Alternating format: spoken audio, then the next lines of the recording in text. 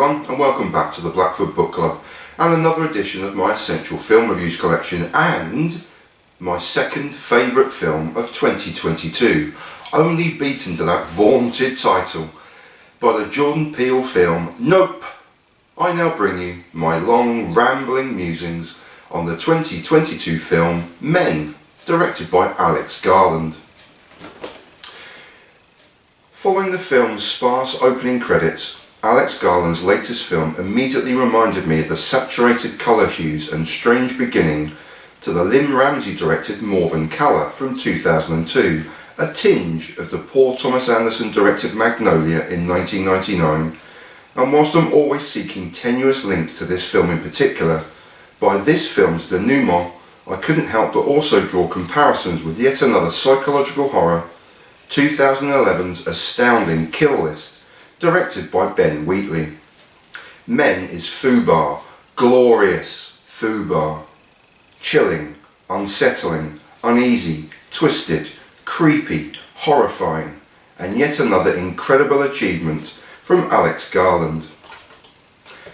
Long-time writer for and collaborator with Danny Boyle, this is the third directorial effort from Garland, and as with his magnificent predecessors Ex Machina in 2014 and Annihilation in 2018, director Garland also penned the screenplay here too.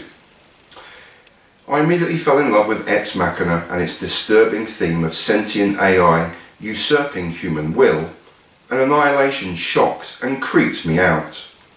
Garland's latest shocked and horrified me on a scale I haven't felt since Kill List a decade ago, and I truly hope it finds a huge audience. The brief premise is simple. Harper, Jessie Buckley, is a young lady coming to terms with the death of her husband James, and in so doing retreats to an opulent and luxurious manor house deep in the English countryside. Owned and rented out by Geoffrey, Rory Kinnear, a strange, cliched, riddled and seemingly wealthy English country gentleman, the strangeness has only just begun. The ideal of an English countryside retreat is broken, and wherever Harper turns, it's clear she is incredibly unwelcome and slowly retreats further into her own recurring nightmares. The trio of central characters are aided and abetted by just 4 other portrayals, but rather than note character names here, and in an effort to keep spoilers to an absolute minimum, the supporting characters consist of a mysterious man, a naked man, a policeman, a masked schoolboy, a vicar, and a smattering of local men drinking in the pub. If your mathematics skills are good, you'll see we have a problem here. Aside from these characters are also 2 lone female roles, Harper's friend ostensibly seen on video telephone calls and a policewoman, and this chasm in the division of the gender roles is as deliberate as my not wanting to elucidate any further on the supporting characters or the fact that mathematics clearly don't add up. Here's your star of a twisted, horrific show. Harper, Jessie Buckley. 2 years ago, Jessie Buckley stole the show, as well as my cinematic heart, in the typically absurdist and surreal Charlie Kaufman directed I'm Thinking of Ending Things, and she does so again here. The calm outward exterior of a young lady escaping to the country before plucking the fruit from the forbidden tree is jarringly and brilliantly replaced with primordial rage-filled anger, as well as a growing terror that she isn't so much being stalked or watched on her luxurious retreat, but surrounded and haunted from all sides. Ostensibly a 3-hander with husband James seen in narrative-filling flashback, it's to Rory Kinnear we turn for a stereotypically awkward portrayal of an insular country squire and a man living in a time long has been forgotten. Kinnear's character is emblematic of the heavily laden male cast, as every conversation or interaction almost immediately turns and twists against our horror heroine. Declining a game of hide and seek from a schoolboy, Harper is called a bitch before fleeing from an intimidating vicar, only to receive the cold, dead-eyed stares from the locals in the pub. Who was that mysterious stranger in the train tunnel? Why is the policeman standing in her garden late at night? And why is a naked man stalking her every move? By the film's denouement, I was as racked with nervous anxiety and not knowing where this unsettling psychological horror was going as I always am when watching Kill List.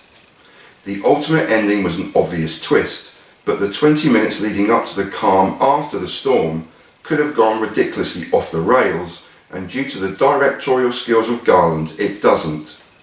Spoilers won't allow for the obvious nod to a collection of gross horror films in the film's final act, but kudos must also be paid to Rob Hardy for his cinematography, and especially to Jeff Barrow and Ben Salisbury for their eerie, haunting musical score that reminded me so much of the ominous tones used throughout Stanley Kubrick's final film, Eyes Wide Shut. So with the name-checked films of yesteryear, Men must have impressed me, and it did.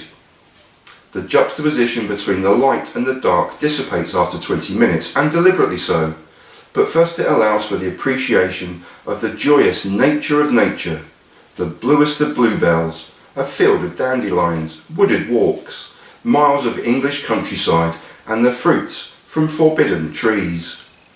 This brilliantly realised light from cinematographer Rob Hardy is then magnificently juxtaposed with Long Dark Nights of the Soul written by director Alex Garland, and an ever-building uneasy tension that isn't relied upon for jump scares or creaking floorboards, but long, lingering camera shots on our heroine, unable to escape the ghosts of her past.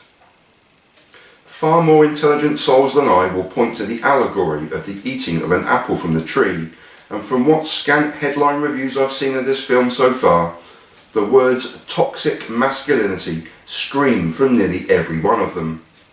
There is certainly a vast amount of masculinity on show, and it's toxic and deeply, deeply horrible. But lame, real-life and insulting labels such as these don't help. They are out to get us all, regardless of our gender or identity labels. This is Alex Garland's most human film to date, of death, rebirth, guilt, suspicion, trauma, shell shock, and self-care away from a concrete imposed reality shot through the twisted lens of a personal psychological horror that will live with me for a long time to come. Highly recommended! And that was Men, directed by Alex Garland from 2022, brought to you at the end of 2023 by a man in a Beatles t-shirt, Stephen Blackford, reading and writing pointless but spoiler free film reviews since 2012. And I leave you in peace and in solidarity, and I thank you so much for watching. Please take care out there, everyone. Peace.